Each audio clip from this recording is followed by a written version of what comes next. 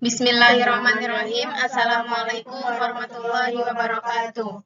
Baiklah, kami dari kelompok 2 ingin mempresentasikan ilmu pengetahuan dan mengetahui pada mata kuliah Filsafat Pendidikan Islam dengan dosen pengampuan Saudara Rumiati yang PD. Dan yang pertama kita akan membahas tentang awal era modern. Pada pemikir menyadari bahwa pentingnya pendidikan untuk memajukan umat. Modernisasi, yaitu sebuah kata magis yang digunakan sebagai istilah pembaratan yang dimaksud dengan pembaharuan dan pembangunan. Nah, apa pendapat Al-Atas?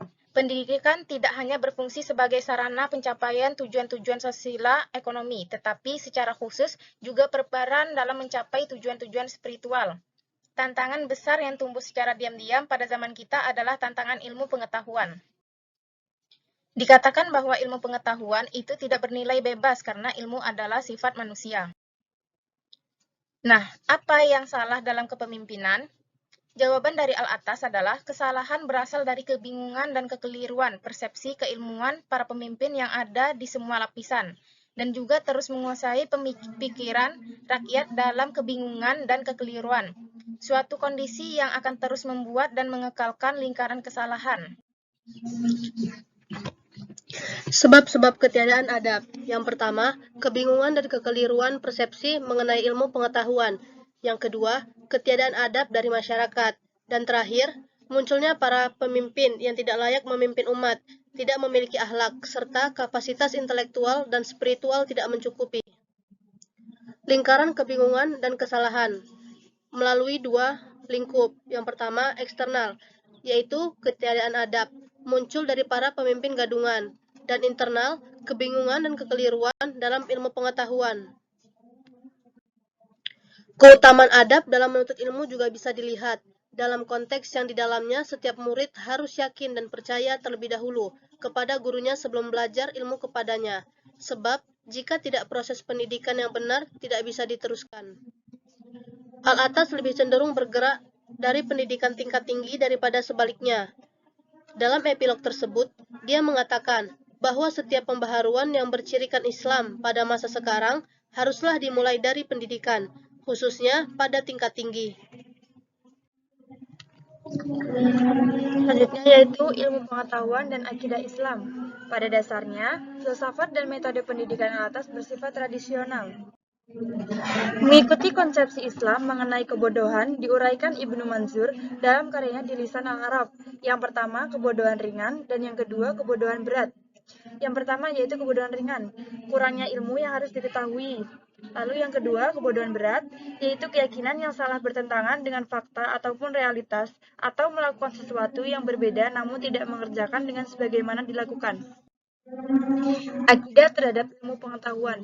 Susunan akidah yang ditulis Al-Nasafi menyebutkan bahwa terbukanya kemungkinan memiliki ilmu mengenai perkembangan dengan realitas tidak bisa dianggap sebagai pengembangan akidah. Serangan terhadap pernyataan Al-Nasafi dari Sofis mengatakan bahwa mereka tidak mengetahui kenabian Nabi Musa dan Nabi Isa, tempat Allah dalam suatu posisi tertentu dan adanya azab kubur. Para filosof adalah mereka menolak ilmu kepastian. Pernyataan Plato mengenai para dewa adanya atau tidak, sebab terlalu banyak faktor yang menghalangi ilmu pengetahuan, seperti ketidakjelasan, permasalahan, dan singkat hidup manusia. Macam-macam sofis yang mengenai ilmu pengetahuan. Yang pertama, sofis Adria. Pendidik kontemporer yang sekuler berpendapat bahwa permasalahan iman saja tanpa amal. Yang kedua, sofis India. Semua agama yang didasari pluralitas. Kebenaran yang diyakini memiliki tingkat validalitas kebenaran. Yang ketiga, sofis Inadia. Kepercayaan akan realitas kehidupan masyarakat atau percaya pada gemuruh dukungan populer dari para pendengar. Al-Atas menjelaskan bahwa orang-orang bodoh akan menghancurkan ilmu pengetahuan dengan mempertahankan kebiasaannya, berpraduga, dan berpendapat tanpa dasar. Definisi ilmu pengetahuan. Yang pertama, definisi Muslim modernis, definisi Al-Atas, definisi bersifat universal. Definisi universal yang mengikuti Ibnu Hazm, Imam Ghazali, dan sarjana Muslim. Yang pertama, had, ciri-ciri utama yang membedakan objek lainnya. Yang kedua, rasm, menerangkan ciri utama, bukan esensi suatu objek. Kesalahan pada definisi had dengan metode kritik. Sama dengan membedakan atau mendiskriminasi atau yang lain. Yang kedua, menekankan hakikat spiritual ilmu, padahal pengetahuan mengenai fenomena alam. Tingkatan eksistensi sesuai dengan keragaman operasional. Eksistensi yang nyata, eksistensi indriawi, eksistensi imajinasi, eksistensi intelektual, eksistensi analogi, eksistensi supranasional. Menurut Alatas, dua jenis ilmu pengetahuan, yaitu ada iluminasi dan sains.